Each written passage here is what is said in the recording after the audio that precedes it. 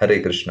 ಶ್ರೀಮದ್ ಭಾಗವತವನ್ನ ವೇದವ್ಯಾಸರು ಎಲ್ಲಾ ಪುರಾಣಗಳು ಆದ ಮೇಲೆ ಕೊನೆಗೆ ಒಂದು ಕ್ಲೈಮ್ಯಾಕ್ಸ್ ತರ ಬರೀತಾರೆ. ಮಹಾಭಾರತ, ವೇದ, ಇತಿಹಾಸ ಇವುಗಳನ್ನೆಲ್ಲ ಬರೆದ್ಮೇಲೂ ಕೂಡ ವೇದವ್ಯಾಸರಿಗೆ ಒಂದು ಹಾರ್ಟ್‌ನಲ್ಲಿ ಒಂದು ಡಿಸ್ಸ್ಯಾಟಿಸ್ಫ್ಯಾಕ್ಷನ್ ಕಾಡ್ತಾ ಇರುತ್ತಂತೆ. ನಮಗೂ ಕೂಡ ಇದೇ ರೀತಿ ಆಗುತ್ತಲ್ಲ.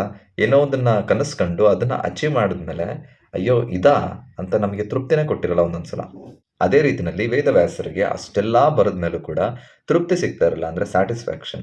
ಆಗ ತಮ್ಮ ಗುರುಗಳಾದ ನಾರದ್ ಮುನಿಯವರ ಹತ್ರ ಹೋಗಿ ಕೇಳ್ತಾರೆ. ಆಗ ನಾರದ್ ಮುನಿಯವರು ಒಂದು ಸೀಕ್ರೆಟ್‌ನ ರಿವೀಲ್ ಮಾಡ್ತಾರೆ. ಈಗ ಬರ್ತಿರೋ ಕಲಿಯುಗದ ಜನರಿಗೋಸ್ಕರ ವೇದಗಳು, ಪುರಾಣ, ಇತಿಹಾಸ, ಮಹಾಭಾರತ ಎಲ್ಲದನ್ನೂ ಕೊಟ್ಟಿರೋದು ಓಕೆ.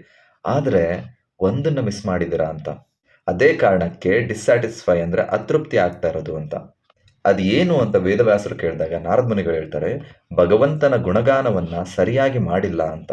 ಅಂದ್ರೆ ಇಂಡೈರೆಕ್ಟ್ಲಿ ಭಗವಂತನ ಬಗ್ಗೆ ಇತಿಹಾಸ, ವೇದ, ಮಹಾಭಾರತಗಳಲ್ಲಿ ಹೇಳಿದಿರ ಸರಿ, ಆದ್ರೆ ಡೈರೆಕ್ಟ್ ಆಗಿ ಭಗವಂತನ ಗುಣಗಾನವನ್ನ ಮಾಡೋದು ಮಿಸ್ ಆಗಿದೆ ಅಂತ.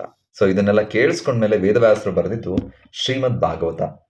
ಅಂದ್ರೆ ನಾವು ಕೂಡ ನಾರದ್ ಮುನಿಯವರ ಸೀಕ್ರೆಟ್ ಟಿಪ್ ಅನ್ನ ಇಲ್ಲಿ ತಗೊಳ್ಬಹುದು. ಏನಪ್ಪಾ ಅಂತಂದ್ರೆ, ಭಗವಂತನ ಗುಣಗಾನವನ್ನ ಯಾವಾಗ ಯಾರು ತಮ್ಮ ಜೀವನದಲ್ಲಿ ಸಾಕಷ್ಟು ಮಾಡ್ತಾರೆ, ಅವರ ಹಾರ್ಟ್ ಯಾವತ್ತೂ ಅತೃಪ್ತಿ ಆಗೋದಿಲ್ಲ ಅನ್ನೋದನ್ನ. ಇನ್ನು ಈ ತರ ವಿಷಯಗಳನ್ನ ತಿಳ್ಕೊಳ್ಳೋಕ್ಕಾಗಿ ಎಕ್ಸ್ಪ್ಲೋರ್ ವಿತ್ ಸೃಜನ್ ಯೂಟ್ಯೂಬ್ ಚಾನಲ್ನ ಸಬ್ಸ್ಕ್ರೈಬ್ ಮಾಡ್ಕೊಳ್ಳಿ. ಹರೇ ಕೃಷ್ಣ.